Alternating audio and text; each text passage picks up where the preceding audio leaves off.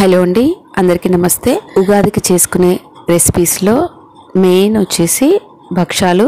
ఈ భక్షాలు కంపల్సరీ ఉగాదిలో చేసుకుంటాం కదండి. చాలా మెత్తగా దూదుల్లా ఉండే ఈ భక్షాలు ఎవరైనా చాలా సింపుల్గా చేసుకోవచ్చు. అస్సలు చేయరాని వాళ్ళు కూడా ఈజీగా చేసుకోవచ్చు. ఎప్పుడు చేసినా పాడవకుండా పర్ఫెక్ట్గా భక్షాలు ఎలా చేసుకోవాలో ఇప్పుడు చూద్దాం. ఇక్కడ నేను మైదా పిండితో భక్షాలు చేస్తున్నానండి. మీరు గోధుమ పిండినే తీసుకోవచ్చు. ఒక కప్పు మైదా పిండి తీసుకొని కొంచెం సాల్ట్ వేసుకొని ఇలా కొద్ది కొద్దిగా వాటర్ వేసుకుంటూ కొంచెం పల్చగా కలుపుకోవాలి. అంటే మరి మన చపాతీ పిండిలా కాకుండా మనం చేతులతో ఇలా స్ప్రెడ్ చేస్తే ఈజీగా స్ప్రెడ్ అయ్యేలాగా కలుపుకోవాలి. ఇలా కలుపుకున్న తర్వాత ఒక 2 టేబుల్ స్పూన్లు నెయ్యి వేసి మొత్తం కలిపేసి మూత పెట్టుకొని ఒక పావు గంట అయినా పక్కకు పెట్టుకోండి. ఇంకాస్త ఎక్కువ టైం ఉంటే ఇంకా ఎక్కువ టైమే నానబెట్టుకోండి. తర్వాత ఒక కప్పు శనగపిండిని ఒక అరగంట నానబెట్టుకొని 2 కప్పుల వాటర్ వేసుకొని కుక్కర్లో 3 విజిల్స్ వచ్చేంత వరకు ఉడికించుకోండి. అయితే మీ కుక్కర్ని పట్టి పప్పును ఇలా ఉడికించుకోవాలండి. మరీ మెత్తగా కాకుండా వేళ్ళతో ఇలా ప్రెస్ చేస్తే కొంచెం పలుకు తగలాలి. కావాలంటే గిన్నెలో అయినా ఉడికించుకోవచ్చు. అలా పలుకు పలుకుగా ఉంటేనే మనకు పూర్ణం బాగా వస్తుంది. తర్వాత కంప్లీట్గా చల్లారనిచ్చి ఇలా మిక్సీలో పొడి పొడిగా గ్రైండ్ చేసుకోవాలి. మనం చల్లారిన తర్వాత మిక్సీలో వేసుకున్నట్టయితే ఇలా పొడి పొడిగా వస్తుంది. ఒక ప్యాన్ తీసుకొని దానిలోకి ఏ కప్పుతో అయితే మనం శనగపప్పు తీసుకున్నామో అదే కప్పుతో బెల్లం తీసుకొని 2 టేబుల్ స్పూన్ల వాటర్ వేసి ఇలా కరిగించుకోవాలి. మొత్తం కరిగేంత వరకు ఇలా కలుపుతూ కరిగించుకున్న తర్వాత వాటర్ ఎక్కువ వేసుకుంటే బెల్లం పాకం మరీ పలచగా అయిపోతుంది. ఒక 2 టేబుల్ స్పూన్లు వేసుకొని కరిగించుకుంటే సరిపోతుంది. తర్వాత 1 టీ స్పూన్ ఇలాచీ పొడి వేసుకొని కలుపుకోవాలి.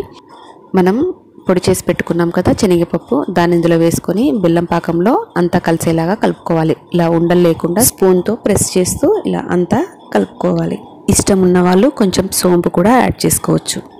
ఒక 2 నిమిషాలలో మనకు పూర్ణం మొత్తం దగ్గర పడుతుంది. ఇలా మనం చేతిలోకి తీసుకుంటే ఇలా ఉండలా ఫామ్ అవ్వాలి.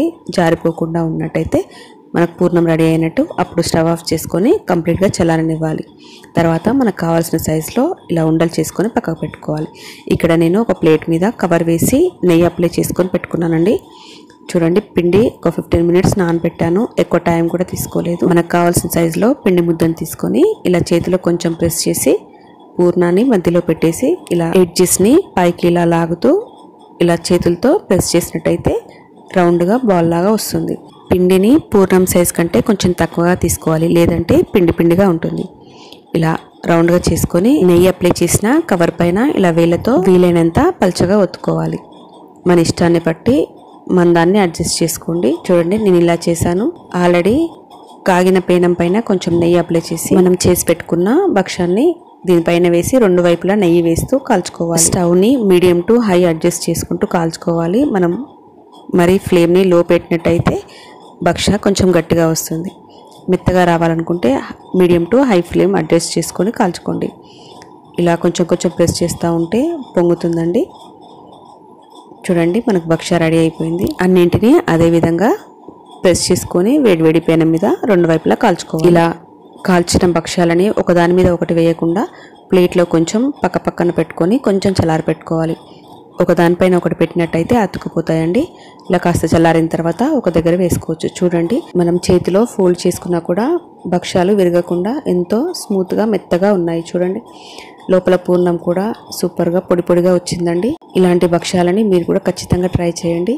ఈ టిప్స్తో, ఈ మెజర్మెంట్స్తో చేసినట్టయితే ఎప్పుడు చేసిన భక్షాలు ఒకే విధంగా పర్ఫెక్ట్గా వస్తాయి. మనం పాకం పట్టి భక్షాలు చేసాం కాబట్టి 2-3 రోజులైనా ఫ్రెష్గా ఉంటాయి. Thank you for watching.